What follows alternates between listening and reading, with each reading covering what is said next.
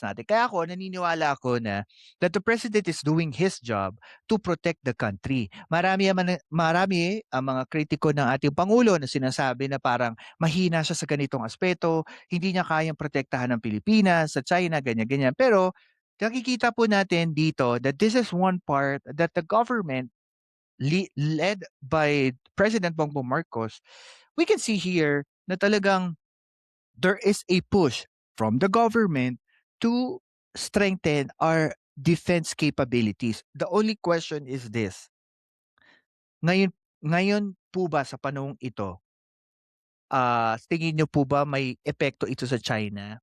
At sa mga kapwa nating Pilipino, tingin niyo po ba itong balikatan exercises na 'to can prove to Filipino people that the president is serious? The president is serious about our defense, 'di ba, alliances with other bigger countries. Saan po ito ginagawa? Ito po ay ginagawa sa Taiwan Strait at sa West Philippine Sea. Bakit napakaimportante po ito? Tandaan po natin that Taiwan have a big uh, um, issue with China. 'Di ba nga po napag-uusapan na 'yan sa geopolitics that China is planning to invade Taiwan years ago. Pero hindi lang po natuloy and there were some issue inside China. At kahit yung mga generals ng China, sinasabihan si President Xi na hindi kakayanin ng China to invade Taiwan knowing that Taiwan is directly connected with United States. And also, sa West Philippine Sea that we all know, hindi lang po ang Pilipinas ang nagke-claim ng mga isla dito. Merong Malaysia, meron ding Indonesia, 'di ba? At Vietnam and other respective countries. Um kinriticize po ito ng China at ang sinabi po nila dito under the Chinese Foreign Ministry with the spokesperson Guo Jiakun. Sabi niya dito at m- that military and security cooperation should not come at the expense of mutual understanding and trust or or harm region harm regional peace and stability and warned against action that could lead to division and confrontation.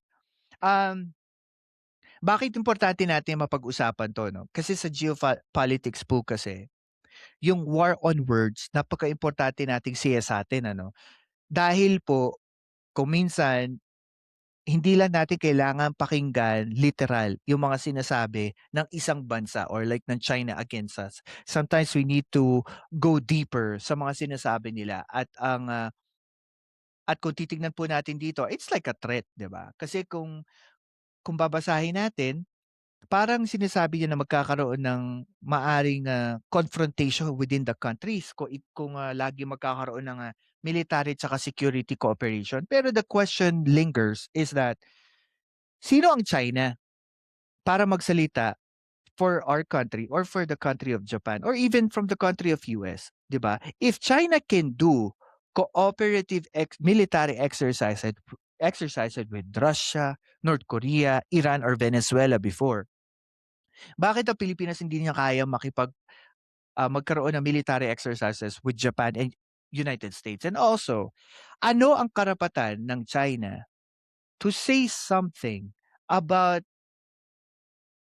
a country's right to have a treaty or military or security exercises with other countries na allied tayo, 'di ba? What's your right, 'di ba? At the end, karapatan ng bansa natin to strengthen our security and our national interest na makipag-alliance tayo sa Japan at Amerika kasi alam naman po natin if worst comes to worst, may mangyari po, siyempre kakailanganin natin ng tulong ng iba't ibang bansa to ally for us, 'di ba? About these situations. Ako, si Densable TV 2.0 at ito ang Pilkas kung saan ang katotohanan ay walang takot na sinasabi. Like, share, and subscribe na